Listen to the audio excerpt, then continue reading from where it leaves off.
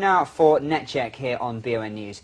And back in 2004, a rich man in Jiangsu province allowed his son to spend his money as he liked in order to build his own business. But the son then quit his job as a driver and began a life of luxury. He spent all his money on clothes, nightclubs, prostitutes and other expensive things. He spent more than $150,000 that his father had given him over a space of 2 years, before cheating a former classmate out of another $15,000.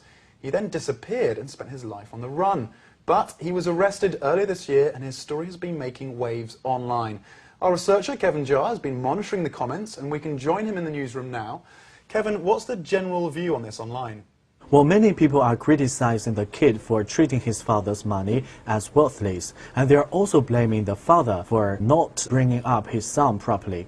One comment says that Chinese parents have the misguided view that people usually want to leave their wealth to their next generation, but in fact their kids take it for granted and don't value their parents' hard work.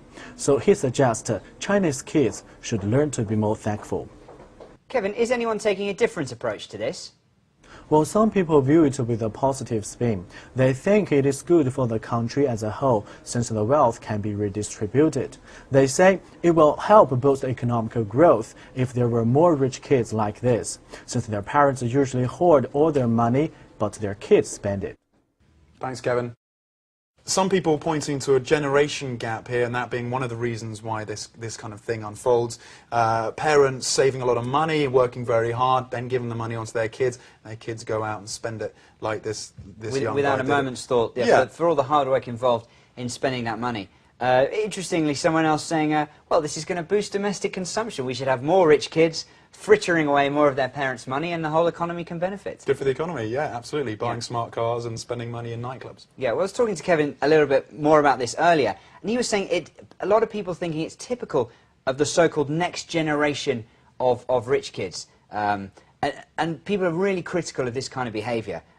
It's something you see elsewhere in the world. The rich elite come in for a lot of stick in the US, in other Western press for frittering away money, for relying on their parents, hanging on to their parents' coattails.